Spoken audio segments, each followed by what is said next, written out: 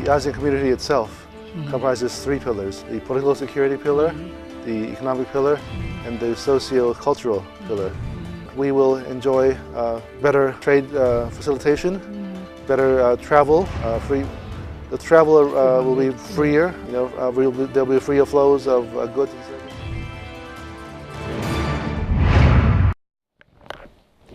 Swadika, welcome to Thailand. Today I'm Kusuma Thasmut.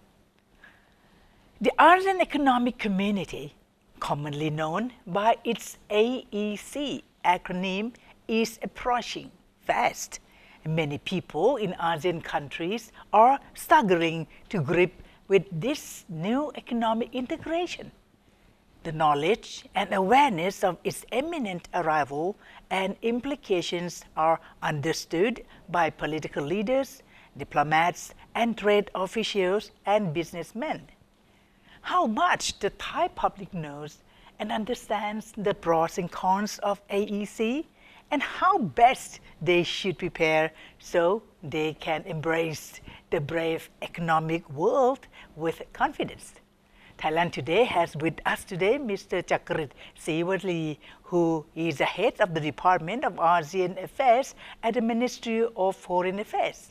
He will brief us on emerging opportunities and benefits for Thailand and Thai people from the ASEAN Economic Community, or AEC. Please welcome to Mr. Jakkrit Srivali, Director General, Department of ASEAN Affairs, Ministry of Foreign Affairs. Sawadika. Sawadika. Welcome to Thailand today, sir.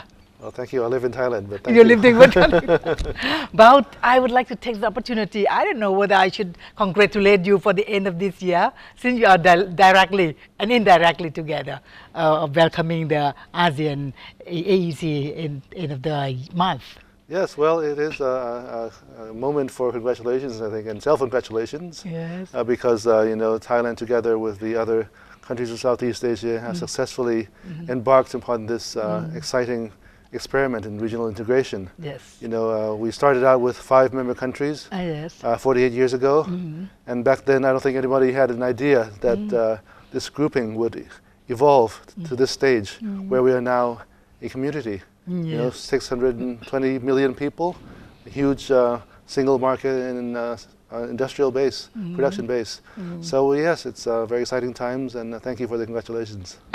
Since our program is to the people at 177 countries worldwide to watch it, but many in Europe, many in Western do not know what ASEAN. So what is ASEAN Economic Community, AEC is? Yes.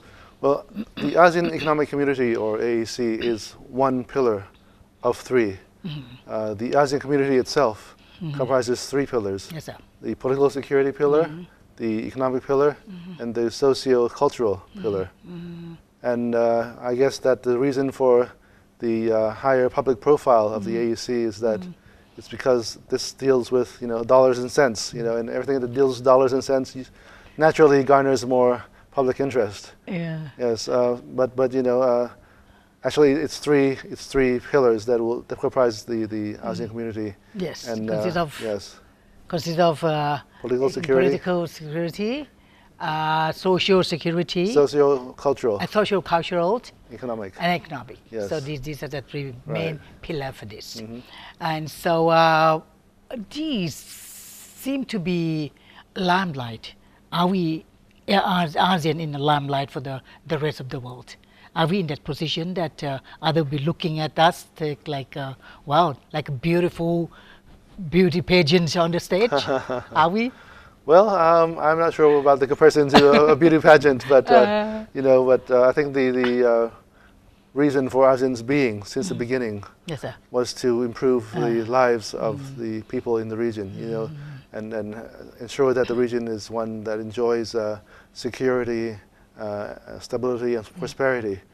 So we're not competing with anyone, and our successes so far has indeed attracted many countries from outside the region who wish to form a closer association with ASEAN, and we're grateful for that, and we are in the process of considering more countries that wish to associate themselves with ASEAN more closely, such as through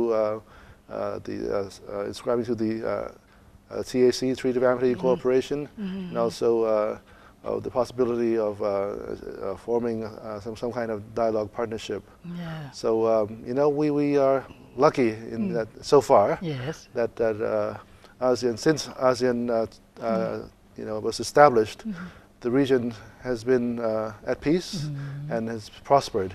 So I'm not sure. I can't say for sure if that's a direct correlation with the existence of ASEAN, but I think there's a good case to be made for it. I know, yeah, of course. And so, what is the official start date? In fact, we've been starting for years. That is not officially, right?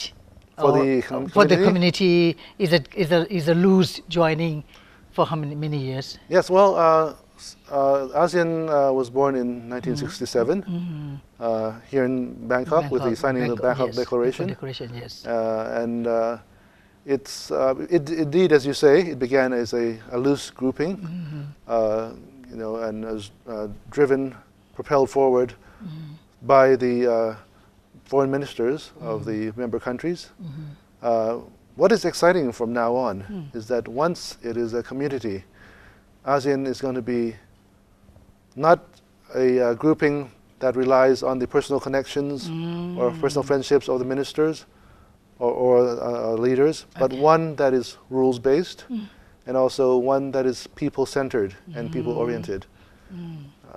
And these are enshrined in the ASEAN Vision 2025. Yes. And then ever since the idea for the ASEAN community was born in 2003 in the Bali Concord 2, we've always envisioned ASEAN as having being more integrated at all levels, not at just the leaders or the political level, but down to the people level. And now that the community has been established, it'll be exciting to see what forms that will take. That's right. Already we have been laying the groundwork for these closer connections with connectivity. ASEAN has been promoting better connectivity within ASEAN so that we can enjoy better physical infrastructure, also institutional connectivity as well as people-to-people links. So eventually we hope to see ASEAN evolve into a community that is not spelled with a capital C, but with a small c, a community in fact, not just in name. Yeah. Before I move on to narrow down to Thailand, I would like to touching on this ASEAN community as a whole. How, well, I should not say they're ready, but anyway, we are going to go at the end of the month anyway. So what kind of improvement, I should call that, what kind of improvement that we have to boost it up? Well, this process has been a long time in the making. As I mentioned earlier, it started in 2003. Yes, sir. And so we've been making preparations since that time for ASEAN to become a community. So on the first day of 2016, we're not going to see a drastic overnight change. Okay. Okay, because this has been a cumulative evolution. Yes. What will happen is that we will enjoy better trade facilitation, better travel. Free. The travel will be freer. There'll be freer flows of goods and services, trade in the region, and the rules will be more uniform across the board. That is something that we are still working on. We have managed to eliminate virtually all the tariffs within ASEAN. Okay. But there remain, of course, challenges. There remain non-tariff barriers that still have to be identified and eliminated, and also other obstacles to things like transport, to services, and so on. In terms of human resources, are we aware of that? Yes, that is a big question. That is a big question indeed. You know, the working language of ASEAN is English, of course, and this is one major obstacle, I think, for Thais to take full advantage of ASEAN. You know, many of our neighboring countries are quite fluent in English, but while we are much less so. So I think not only English, but also education as a whole. You know, especially in primary education, public education.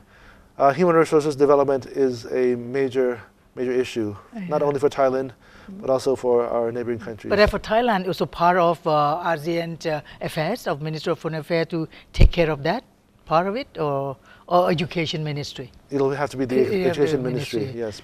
But what we're aware, and I think we are gratified, that there is greater public concern and interest in the state of education in Thailand now. And you know, once you have this concern, presumably there'll be improvements, and we hope that that day will arrive soon. Cross our fingers. Yes, indeed. So, can you tell us about Thailand's role in making AEC a reality? Well, AEC itself, or the ASEAN community. The ASEAN community. Yes, thank you. Because I think because ASEAN is such a huge work, you know, the ASEAN community is such a huge project that the three pillars have different focal points. For example, the AEC has as its focal point the Ministry of Commerce, and while the Foreign Ministry covers the political security pillar, and then the overview But I can tell you about Thailand's role in you know, the ASEAN community. We were, you know, one of the drivers for a greater role for the people in the ASEAN community.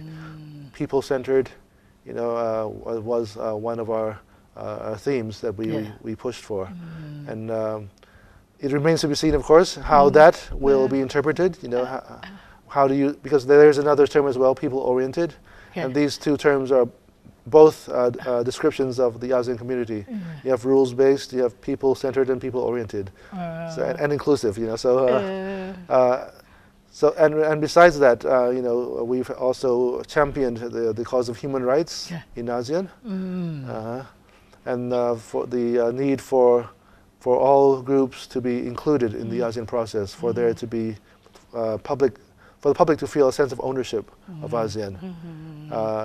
Also, we were one of those countries who pushed for you know, centrality of ASEAN in the region, because, as you know, the Southeast Asia has been subject to many superpower rivalries in the past, and now that you know, now that we have been able to consolidate our cooperation in the region, we think that it's time for ASEAN to assume a central role in regional affairs, rather than be, you know, pushed around willy-nilly by outside powers. This is great. But this is also a challenge in itself, yes, because you know, the nature of major power politics is, you know, it can be quite difficult. But it's something that we aspire towards, and we've been insisting on, and thankfully all of our major dialogue partners have, you know, expressed their support for ASEAN centrality. Did you make known, for what you said, did you make known to the superpowers that, hey, we wanted to independently manage ourselves? And it's not quite independently, because, you know, we're all interconnected. We're all interdependent. Yes, but for many years now, ASEAN has had this forum called the ASEAN Regional Forum, which includes all the countries in the region, and as well as Northeast Asia, and stakeholders from outside the region. You know, it's probably the most inclusive strategic forum in Asia, and this forum has been going on for a long time, but more recently we have now the East Asia Summit, which brings together the leaders of the ASEAN countries and of the dialogue partners, and this is something that's very special, because it's the only, you know about APEC, right? Yes, yes. APEC has their leaders level, the summit, annual summit, yes, and they deal with economic matters, trade matters. In the case of the East Asia Summit, it is and has been and probably will continue to be a forum that deals with strategic issues in the region.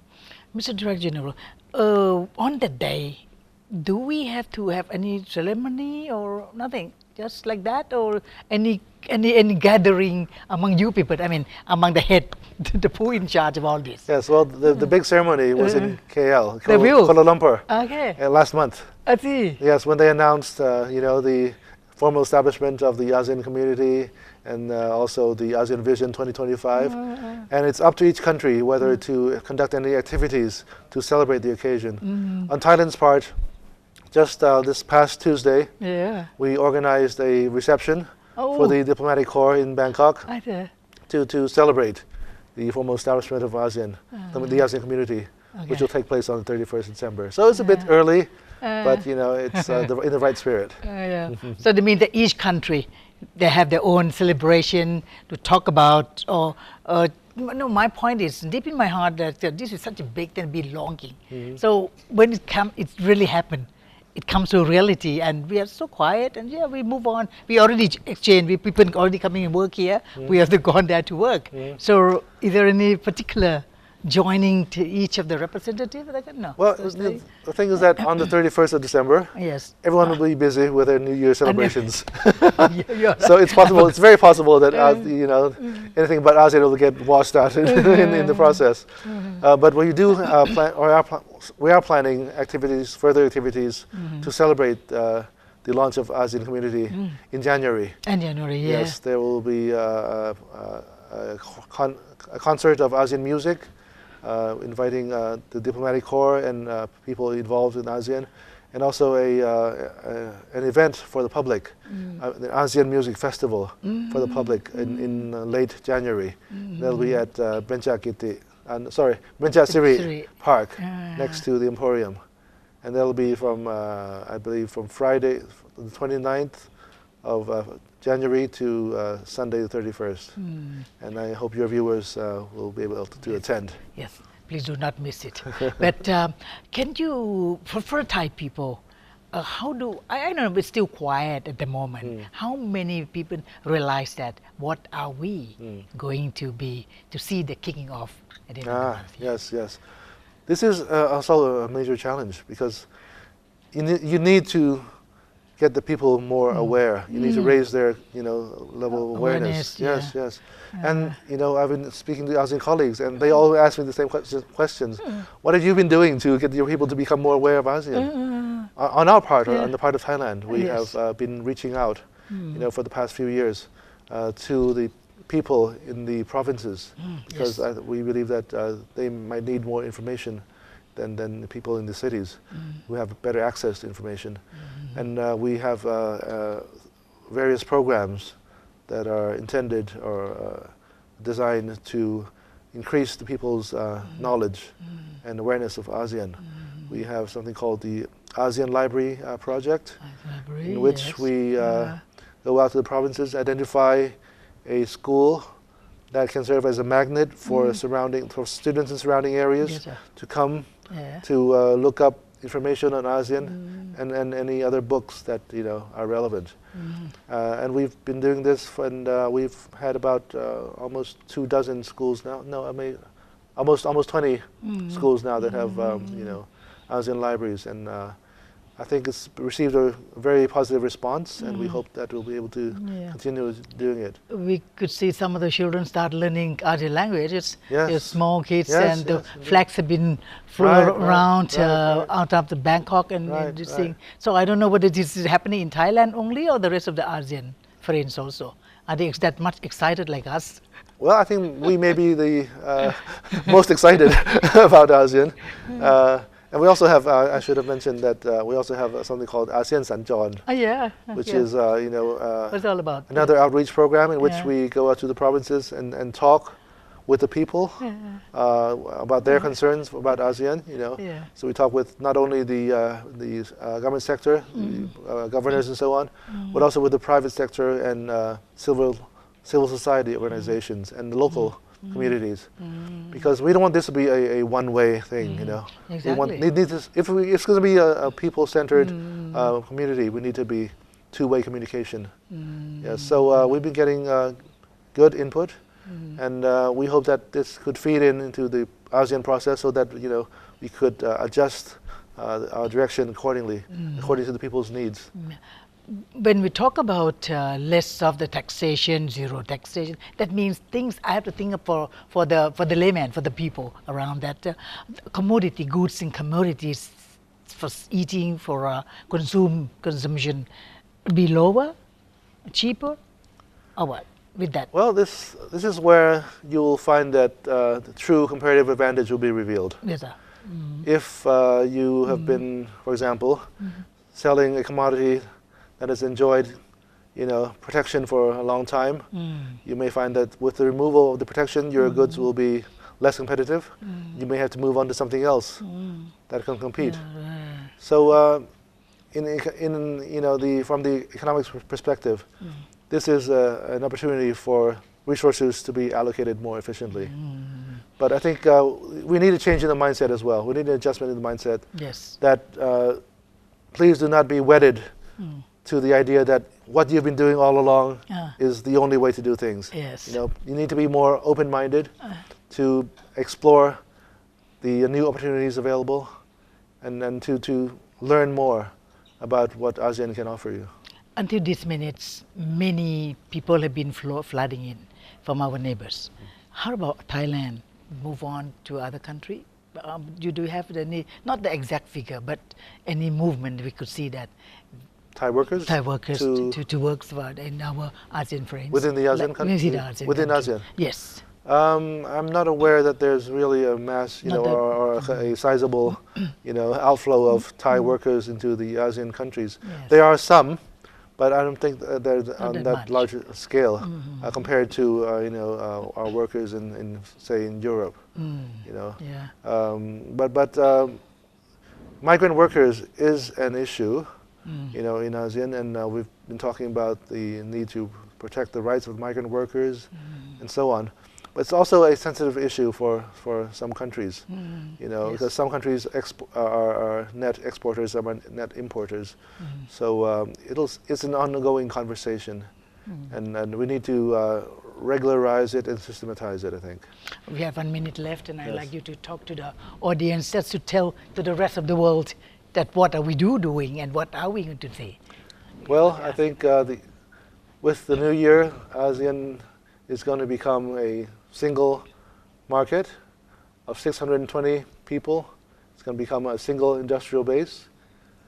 There's going to be many vast opportunities opened up, new opportunities opened up, and we encourage our friends around the world to take a look at ASEAN and see how you could engage with us for mutual benefit.